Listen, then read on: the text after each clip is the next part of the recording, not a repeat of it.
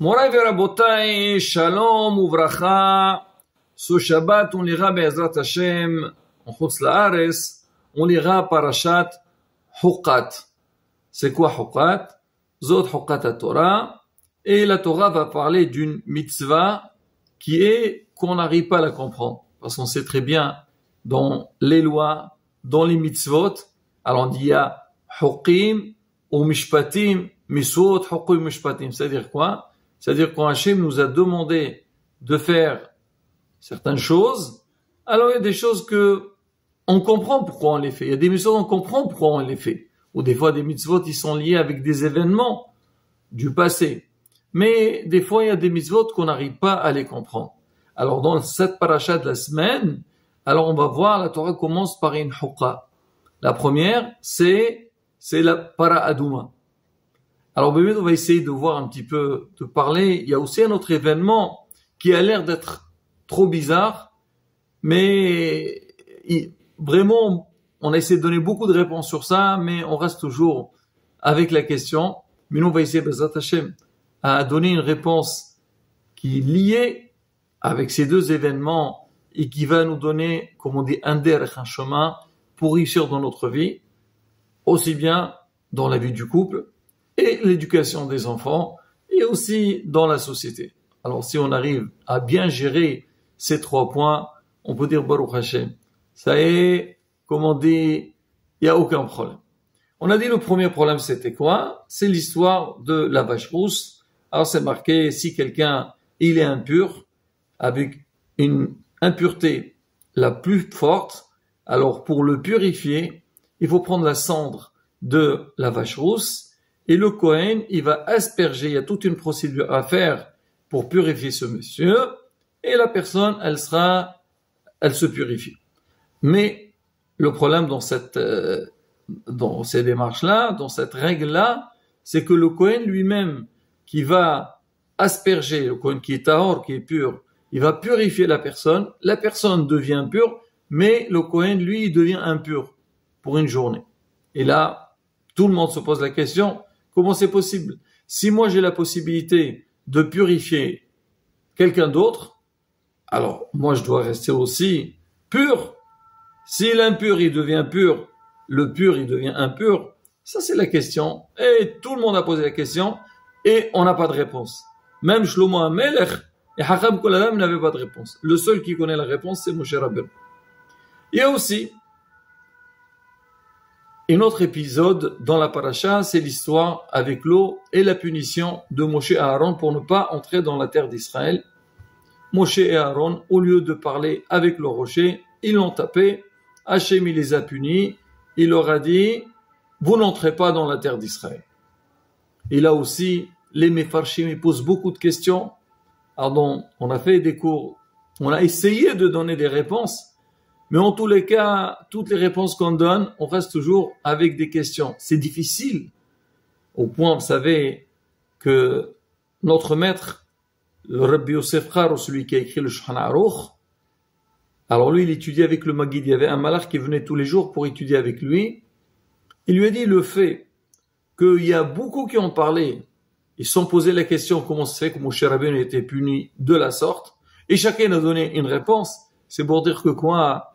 Que la réponse elle n'est pas du tout évidente.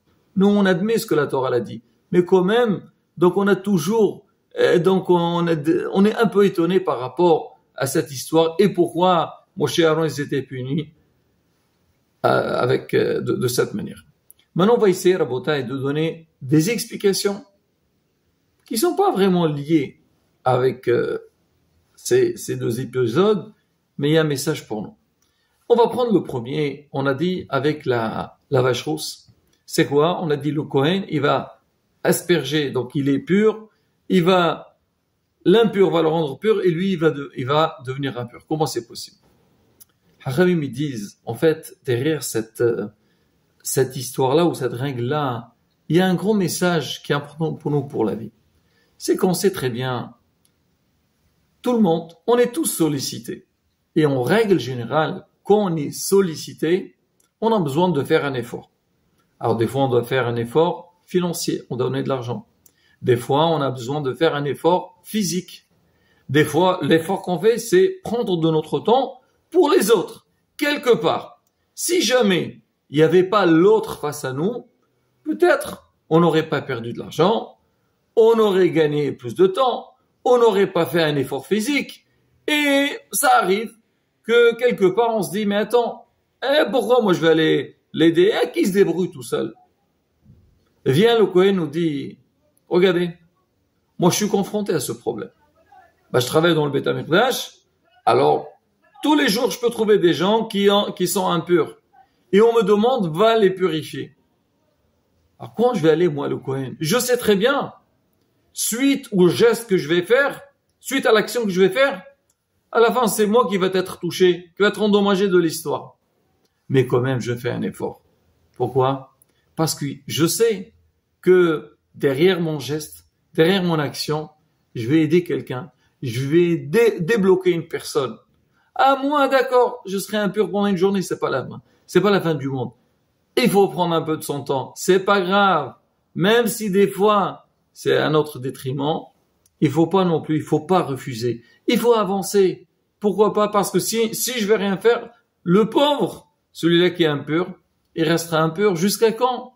Faire un effort. Et ça, la beauté, c'est ce qu'on voit beaucoup dans la vie de la société. Je commence. Dans la vie du couple. L'homme et la femme, ils se marient, ils vivent ensemble. C'est vrai, un mariage, c'est un engagement. C'est vrai, le mariage, c'est quoi? Pour s'entraider. La vie, elle est censée d'être meilleure une fois marié que plutôt qu'on est célibataire. Mais on a beaucoup de devoirs. On a des responsabilités. Et beaucoup de fois, on arrive à un stade que je vois mon conjoint, il a besoin de moi. Alors, ça arrive malheureusement de dire, mais dis-moi, non, ça m'intéresse pas. Oh, j'ai pas le temps. Oh là là, je travaille maintenant. Et c'est pareil quand je parle de conjoint, que ce soit l'homme vis-à-vis de sa femme ou la femme vis-à-vis de son mari. Et malheureusement, ça arrive que des fois, on refuse. On dit non, je veux pas faire. C'est pas que je veux pas parce que je vais faire quelque chose, mais que moi, je vais perdre derrière. Ça va me demander un effort. Non, j'ai pas la force. Je veux pas. Et vient le Kohen nous dit, on dit qu'il Kohen ishmerodat, le Kohen, c'est lui qui va nous apprendre quoi faire. Il dit non, c'est faux. Si tu sais, toi, que tu vas faire un geste, tu vas réconforter l'autre. Alors, fais-le. C'est pas la fin du monde. Sans être égoïste de dire oui, je vais faire pourquoi lui aussi me fait la même chose. Non, sans ça. Mais la vie, elle est faite comme ça. Si Hachem m'a donné la possibilité de pouvoir aider, d'aller vers l'autre, il faut pas s'empêcher. Il faut avancer. Il faut le faire. Faire l'effort nécessaire. C'est pareil aussi pour l'éducation des enfants. Combien de fois, malheureusement, les parents, ils ont une certaine paresse pour aller vers les enfants. Oh, j'ai pas le temps. Soit pour travailler avec eux, ou pour les épanouir, ou pour leur donner. Ah, des fois, non, je suis fatigué. Non. Regarde l'intérêt qu'il y a derrière. Maintenant, tu fais un petit effort. Mais l'effort que tu vas faire, il va être payé vraiment de manière très, très importante.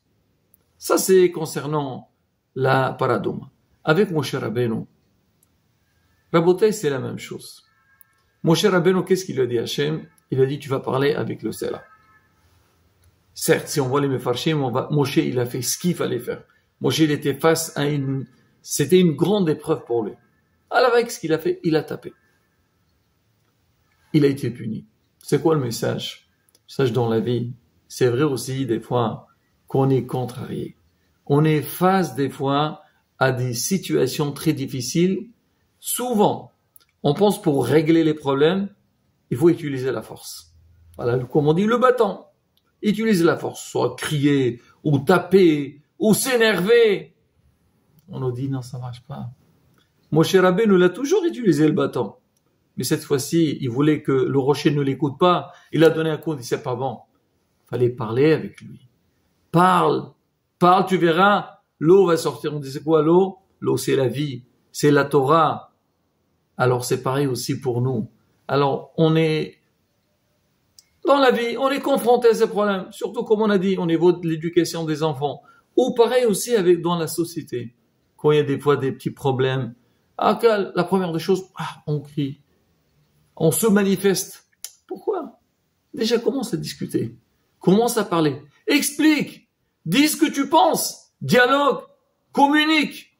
Là, commence avec ça. Et on verra après. Et souvent, on voit des fois, même avec les enfants. Des fois, les enfants, ils voient les parents agir, ils savent même pas. Qu'est-ce qu'ils ont fait? Pourquoi? Pourquoi papa, il s'est énervé? Pourquoi maman, elle n'est pas contente? Ah bon? D'accord, je savais pas. Des fois, ils font semblant qu'ils savent pas. Mais, en règle générale, il faut les habituer que nous, on est là, on explique. Alors, on leur dit ce qu'il faut dire. Et là, l'enfant, il comprend que les parents, ils vont vers lui. Là, quand il a un problème, il va pas bloquer. Pareil aussi, un élève qui est en classe, si jamais il a un prof qui est rigide, dur, il veut parler, il le fait taire. Mais il a honte de parler. C'est marqué dans l'alakha, tu veux étudier, il faut pas avoir honte, demande. Mais ça va dépendre beaucoup de ton prof. C'est le prof, il te donne pas cette possibilité de parler, de t'exprimer. Comment tu vas apprendre? Et là, raboter justement, des points très importants. Le premier qu'on a dit avec la vache rousse, c'est quoi? Faire l'effort. Comme on dit, des fois, il faut s'incliner un petit peu. Va vers l'autre. Essaye de faire l'effort, tu verras. Ça donne un résultat. Tu crois que maintenant tu as perdu, mais à la fin tu as gagné beaucoup. Pourquoi? Parce que grâce à ton effort, tu as débloqué l'autre côté et toi aussi tu vas te réconforter. Avec mon cher Rabbeinu, le dialogue, la parole, la douceur. Et Be'ezrat Hashem, quand on va dans ce sens-là, on verra qu'Hashem nous donnera toutes les brachot et la vie de la société, elle sera meilleure et tout le monde sera épanoui et chacun il a envie d'aider l'autre et d'avancer avec l'autre. Hashem, qu'on puisse réussir dans notre vie, avoir un bon contact avec l'extérieur. Amen, Shabbat, Shalom, on vorach.